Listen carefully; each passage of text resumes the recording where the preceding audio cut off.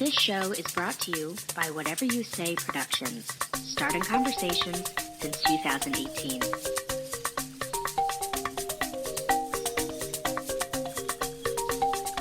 Hi, welcome back to episode 9 of Microscope. I am your usual host. Actually, I think I've been on every episode. Maybe because the show's named after me, but this is Mike from Microscope, and today we have a special introduction. What is good? This is Kevin, now also from Microscope. Happy to have joined y'all here. Yeah, so as Sam alluded to, we straight up said, we're like, hey, Kevin's going to be on the episode next week. Or no, Kevin's a new host now, and we told all of you, and hopefully you're as excited as I'm as excited. And I don't know, Kevin, are you excited? Pretty excited. Okay. Let's go. On a scale of 1 to 10, are you a 6? Man, no, listening to a bunch of podcasts, I've always had it kicking around in the back of my mind. That'd be a fun thing to be a part of, but now it's been facilitated for me thanks to the great people at Whatever You Say Productions really holding it down from the back end. This is really taking it off for me. Oh, God. He's already doing a better job than I have. But, so, today we want to talk, just talk to you all about something that I hold near and dear to my heart, because I know every Friday I need to leave and go, consume copious amounts of alcohol. Mm-hmm. And by copious, I mean, have a drink or two, because I'm an adult and I know how to take care of myself. Absolutely. Right? But, so, we want to talk to you all about how does climate change, or how will climate change affect beer and beer production? And I think, Kevin, do you want to, introduce the study? So definitely, we got on this because Mike found this totally sweet paper that looked at just that. So we kind of have talked about in earlier episodes using climate change models to affect how rising CO2 concentrations in the atmosphere will affect global temperature and drought and things. But you can go ahead and turn around and use those same kind of models to predict how that warming and drought will affect specific agricultural products. And the agricultural product most pertinent in beer production is definitely barley. So this paper entitled Decreases in Global Beer Supply Due to Extreme Drought and Heat. Oh my God, did you say decreases beer supply? Vast decreases. Oh, troubling decreases. So I think what that means is, we all like our fancy-ass beer, but all that fancy-ass beer is going to be natty ice. They'll have to water it down so there's enough to go around. That'll be luxurious at that point. Well, beer is already, a luxury thing. Because I feel like I go and this just shows you where, the poor people in the room. But, when I look at a menu, the first thing I look at is price. Mm-hmm. Especially at a drink menu, I'm like, I would prefer to exclusively drink cocktails, but cocktails fucking $10, and I know a beer will go longer and last longer. Yeah. But so back onto the topic of barley. But so I've actually made beer before. That's true. That's the truth. Perfect. So I've made beer before, actually with my old postdocs, or she's a friend. Her husband John. This is a shout out to John. They're from France. Oh my God, they're the greatest French fucking people ever. I love them. But so we made beer together, and barley is the main component of beer. It's what actually gets fermented. So it's the food that the bacteria eat within beer and essentially poop out alcohol. Exactly. So it's a very, very important. You're just eating microbe poop when you go get sloshed at the bar. You ask me, literally everything you eat gets digested by bacteria, and you eat the poop. Exactly. We at the end of the day, we're all a bunch of poop eaters. The microbes. Micro poop eaters. Quite subservient. Okay, back to the study. So this group from the China Center of Agricultural Policy, in particular, Wei Shi, and who is the final author? Stephen J. Davis. Stephen J. Davis. And where is he from, actually? let's see the affiliations here. He's in the Department of Civil and Environmental Engineering in California, Irvine, California. So yeah, this study came out from Shui and Davis, and Shui and several Davis, other authors, but and tons of other authors, because science is done by a group of people who are all very smart, and you should trust them. Going behind it, Whatever. This isn't the day to talk about why people should trust experts in the field. Listen to us. Listen to our podcast. So what this group did, right? They were like, hey, a lot of people have been coming out with all these studies about like how climate change is going to affect coffee or chocolate or like all these other things that we consider to be luxuries. But this group was just like, what about beer? Like that's what, Joe Schmo at home is like drinking on a couch and definitely cares way more about than that fancy dark chocolate cookie you're eating. So, that got really Perfect. directed. That was showing, not telling. That's what you want in spoken word. I had a very directed tone right there, and apologies. But so what they did is they took. I don't know. I think I texted you when I was reading this. I was like, this is a so really cool. good study. Yeah. Like, I think, the last study that Sam and I talked about, that was a very good study as well. The one about intergenerational teaching. But this one was as well. Like, they took so many things into consideration. And, like, really, when we tell you what they found, yes, you should take it for a grain of salt because we're, podcasters. Or you should read the paper and actually understand how they did this and, like, they took everything into consideration. So, Kevin, tell us a little bit about how they went about this. So what I liked, one of the things I liked most about it was they started off at a point in a way of saying these are the different kind of scenarios we may be facing in climate change. And so there's a very best case scenario and a very worst case scenario. And the way that they define those different scenarios is that in the best case scenario, so we talked about in past episodes how carbon dioxide concentration in the atmosphere will directly correlate with global warming. And or so, how much the mean temperature increases. Right, yeah. And so they show that what if our carbon dioxide output peaked between the years 2010 and 2020? That's the best case scenario, and it's getting less and less likely that that's the scenario. Are we even still on track for that anymore? In 2019. I know. Then it goes. Wait, what if? Fuck. Yeah, it's 2019. I forget about that a lot too myself. Jesus Christ. Yep. But what if we stopped it from going any higher between 2020 and 2040? What if we didn't make it? What if we didn't have that peak output year until somewhere between 2040 and 2060 or past 2060 in the worst case scenario? And so they took all of those different scenarios and ran them through models based on previous environmental data about the places where barley grows and the two biggest factors that will affect how well barley can grow, which are temperature and precipitation. From there, they looked at I think it was like 1981 to 2010. Yeah, I think all those previous, the references were all that information or the historical data from 1981 to 2010. Yeah, and from there they looked at years in which there were events where there was a drastically hotter year or a drastically hotter season that year, or a season that had drastically less precipitation than another year. And they put those together and kind of outlined, well, what if global carbon dioxide percentages in the atmosphere continue to rise for a given amount of time? Yeah. How would that play out in each of those scenarios? And I think I'd just like to try and explain that one more time. Not that you did a bad job at all, but just, I don't know, when I was reading it myself, I was like, fuck, what is going on? I had to draw images.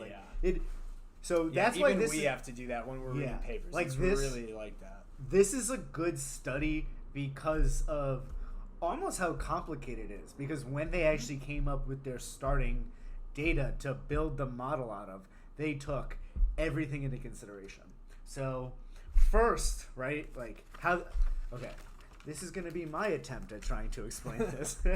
But so first they looked at currently, right, where do we grow barley?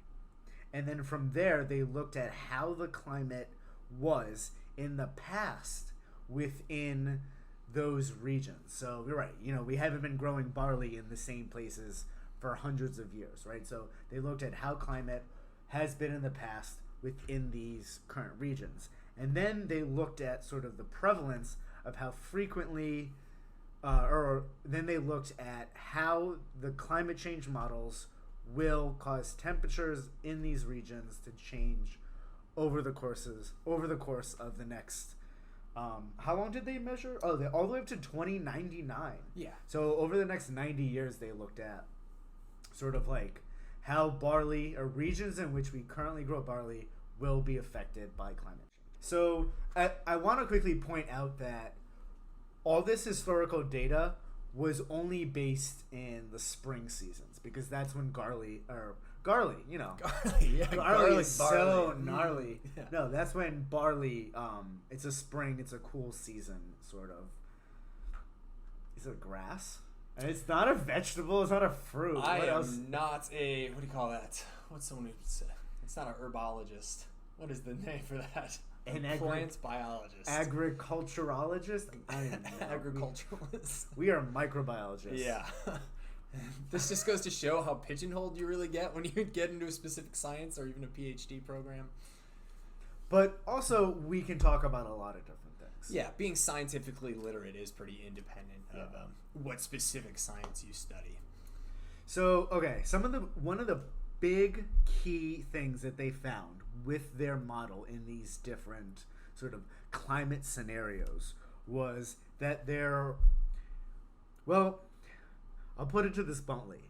They definitely found that there was definitely a relationship in each of these models. Mm-hmm. Or in each of these scenarios, best case scenario and worst case scenario, that both the prevalence and magnitude of sort of like extreme weather events that will affect barley production will definitely occur in any of these scenarios. Mm-hmm.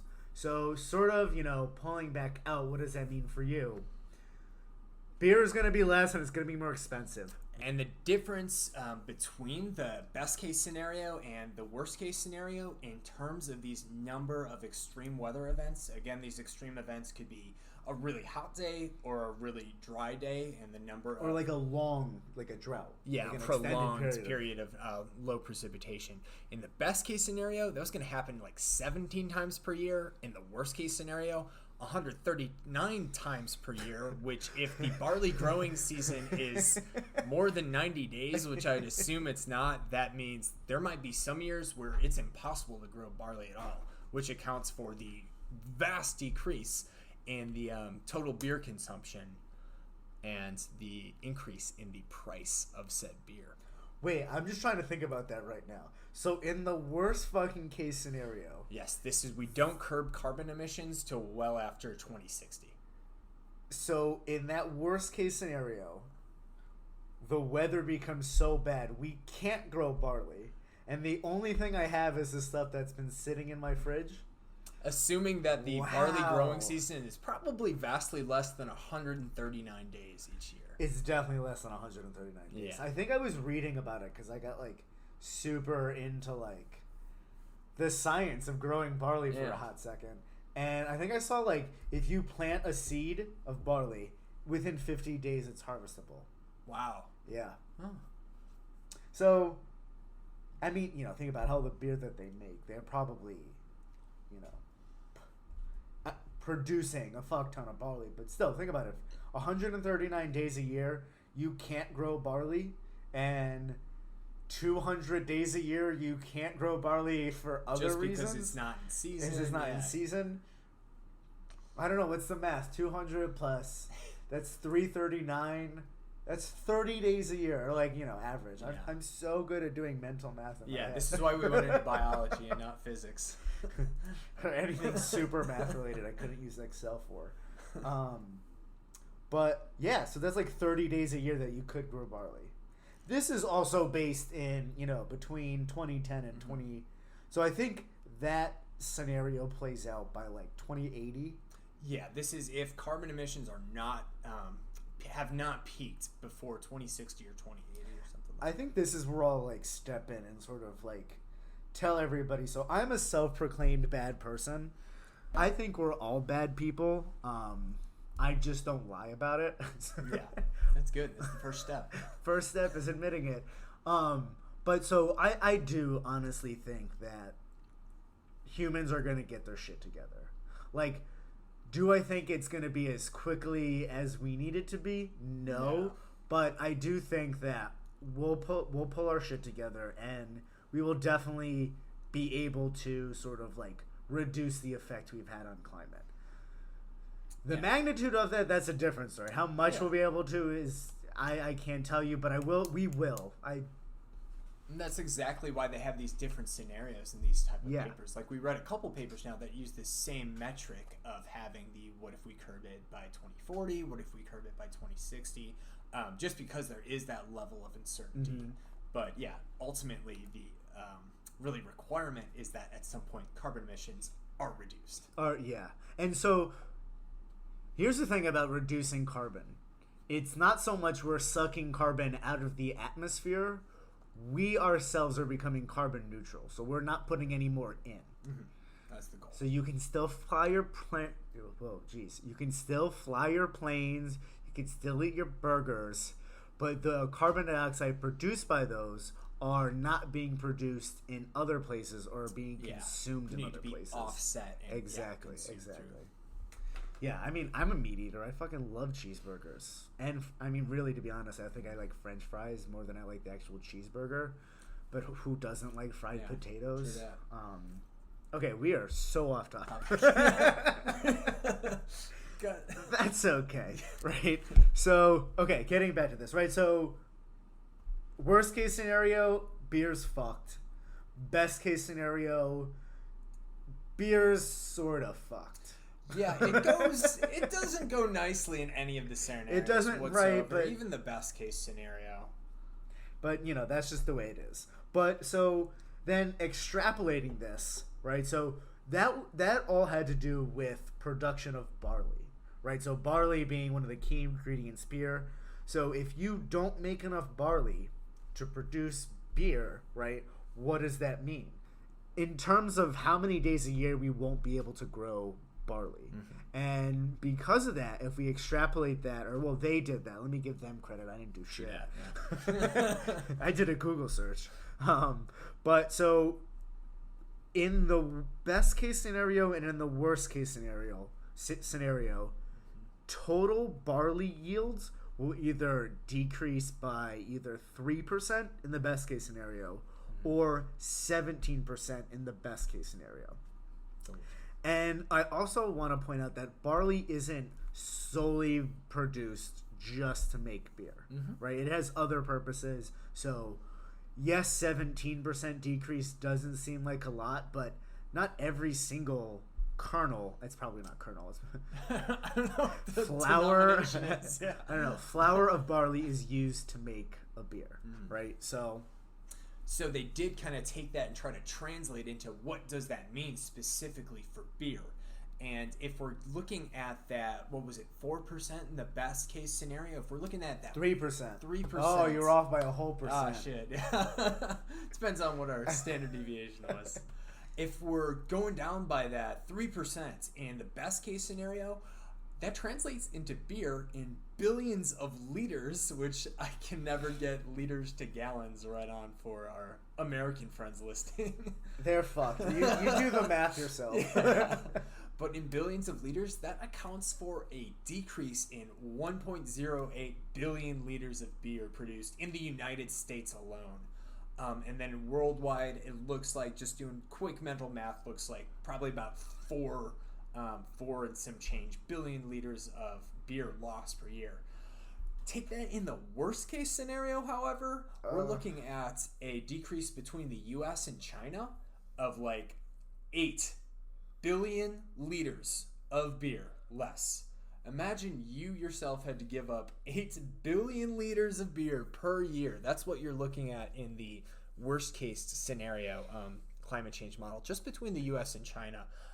when we look at the other countries they listed on there, it inflates more to like 12 to 14-ish billions of liters. I'm surprised of beer each year. Germany drinks less beer than the U.S. and China.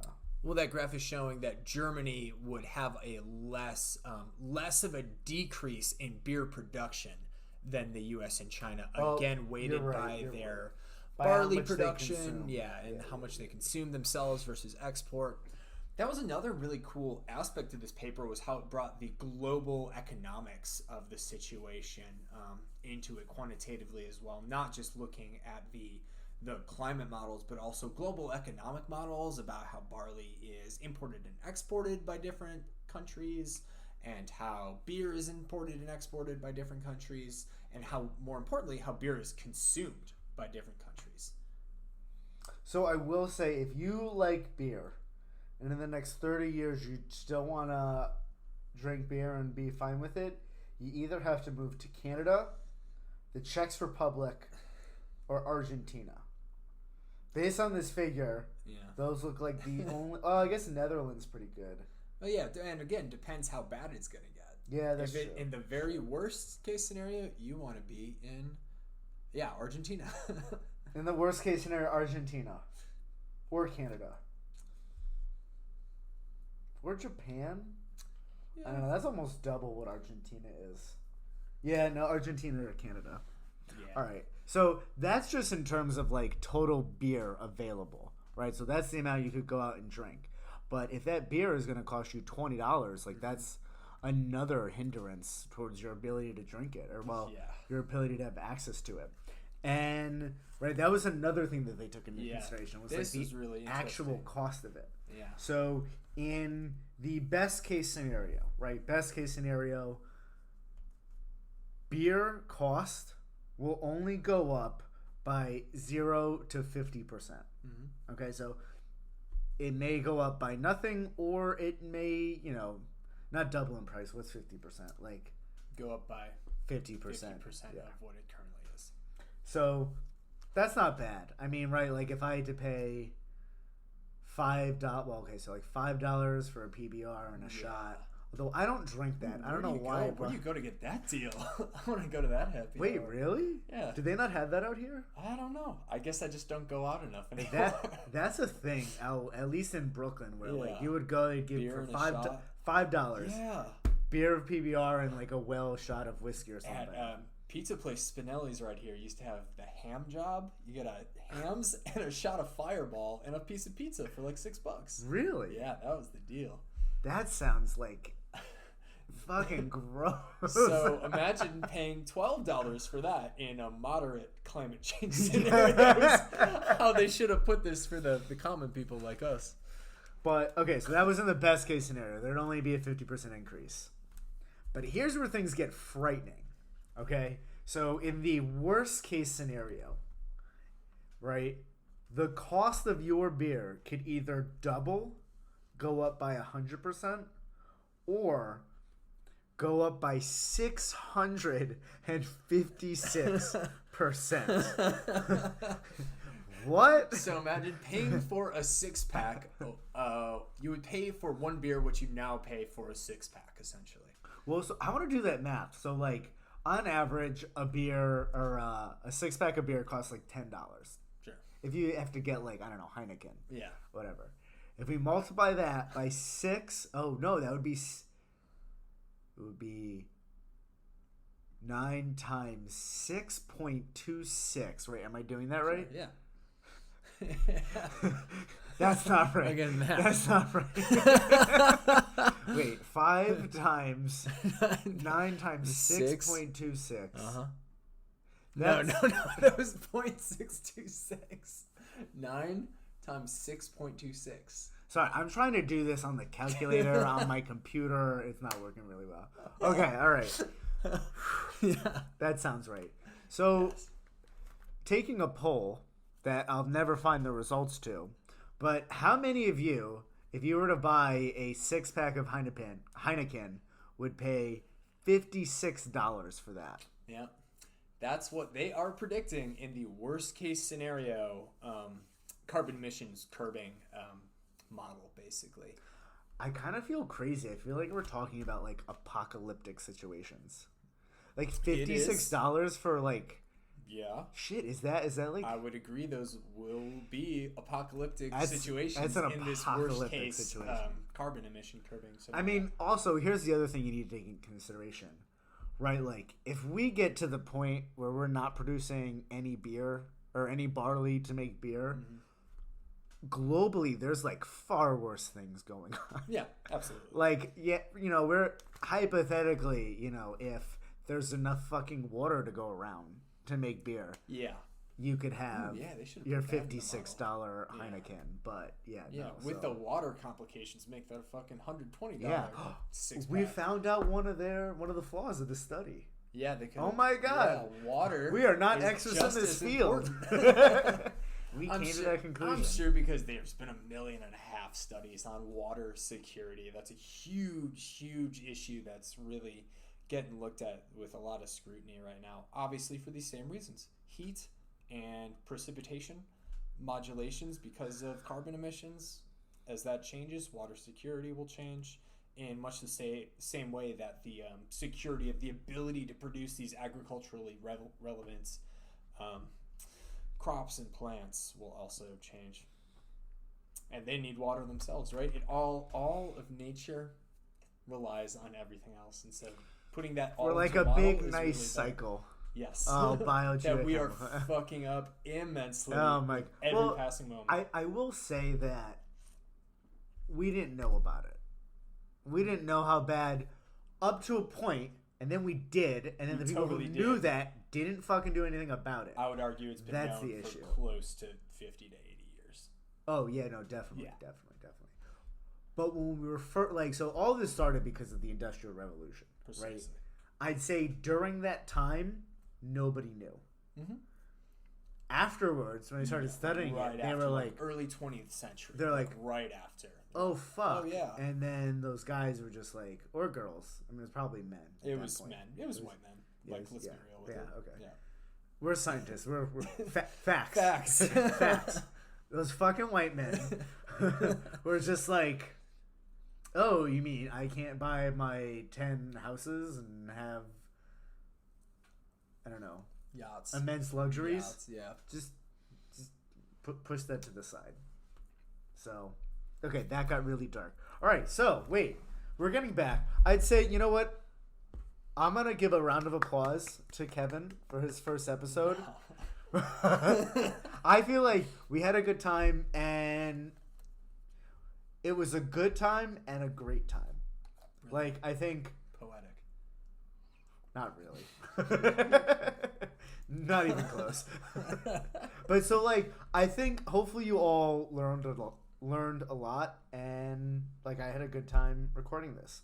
But so at the end of the episode, you know, we finish off with sort of how can you at home like help save beer and barley, or like help save the environment.